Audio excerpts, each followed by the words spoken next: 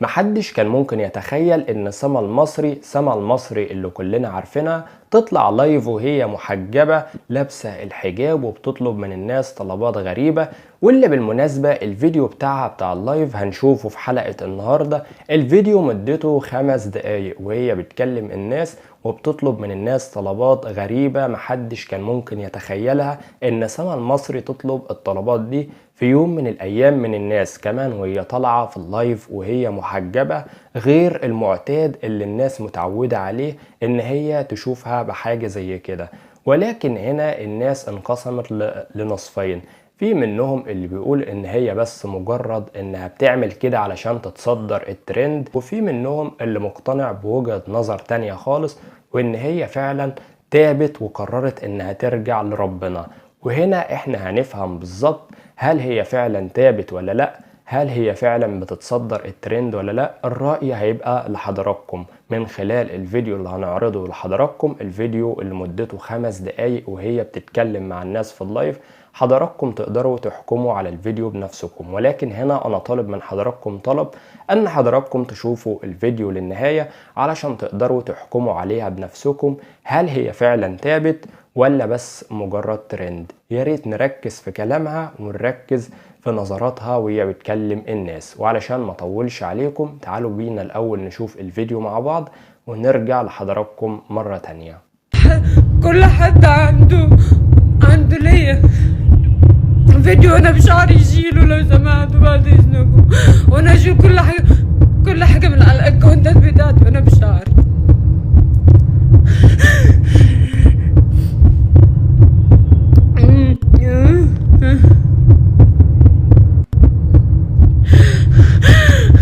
سامعني ولا لا؟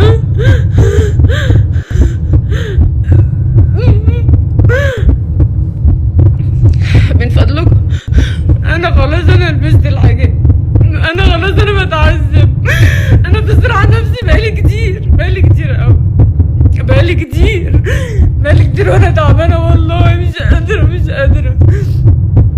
لو سمحتوا بعد اذنكم لو سمحتوا شيلوا كل صور ليا بفساتين او صور عريانة.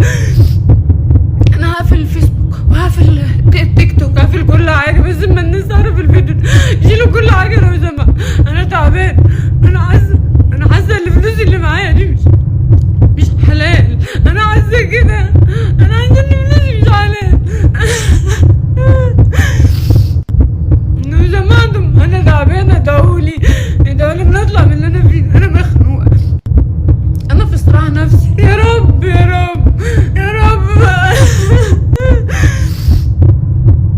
والنبي عيات عيالكم شيلوا كل حاجة، شيلوا اي صور ليا بفستان، اي صور ليا بشعري بعد اذنكم لو سمحتم.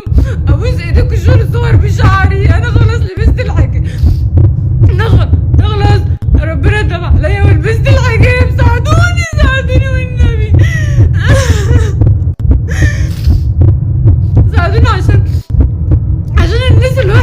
الناس الوحشة بتبعد عني، الناس اللي الوحشة اللي بتقول على طريق الشر تبعد عني. ربنا يخليكم. انا مش هطلع لايف على التيك توك تاني ولا هطلع في اي حتة. لو سمحت بعد اذنكم يشيلوا صور بشعري، انا ربنا يهديني.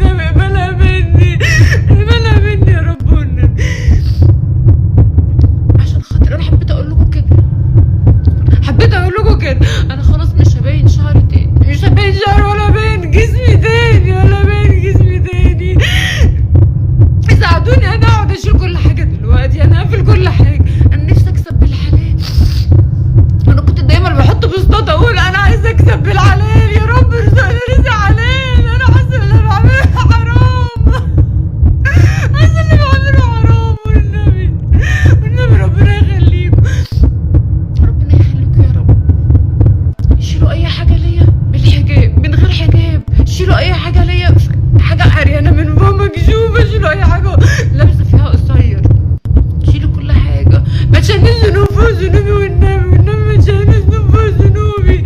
انا هقفل اكونتاتي كلها عشان انا مش قادره اتحكم في شيطاني، انا مش قادره اتحكم في شيطاني، مش قادره اتحكم في شيطاني. مش قادره اتحكم فيه، هو اللي بيتحكم فيا، هو اللي بيتحكم فيا.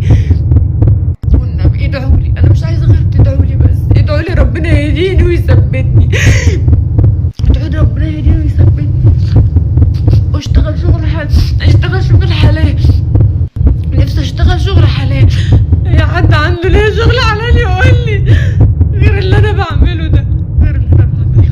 ربنا يخليكم، شكرا. وبعد ما شفنا الفيديو مع بعض انا عاوز اعرف رأيكم، هل هي فعلا بتمثل على الناس، وهل هي فعلا عاوزة تتصدر الترند، ولا فعلا هي مجرد انها تابت فعلا لربنا وبتفكر فعلا انها تتقرب من ربنا، وانها تبعد كل الشبهات عنها، وانها تبعد الفيديوهات والصور اللي كان بتعملها اللي كلنا طبعا عارفينها بدون توضيح.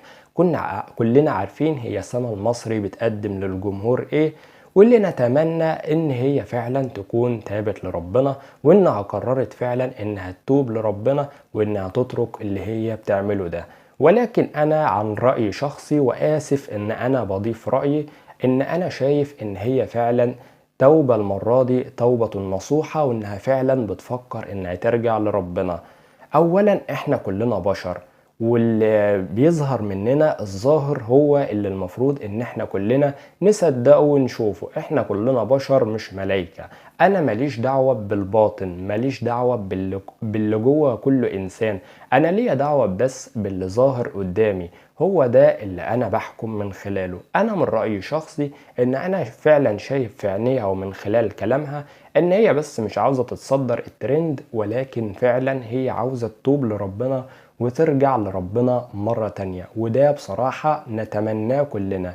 ولكن برضو الرأي رأيكم انتم حضراتكم، بعد ما شفتوا الفيديو بتاعها وشفتوا كلامها مع الناس ونظراتها وهي بتتكلم، حضراتكم تقدروا تحكموا هل هي فعلا تابت لربنا، ولا الحكاية أكبر من كده بكتير وهي مجرد ترند هي بتعمل كده علشان المشاهدات. مستني رأيكم في التعليقات. يا ريت ما تنسونوش تدعموني بلايك للفيديو واشتراك في القناة للي مش مشترك. كنت معاكم أخوكم محمد نصار، والسلام عليكم.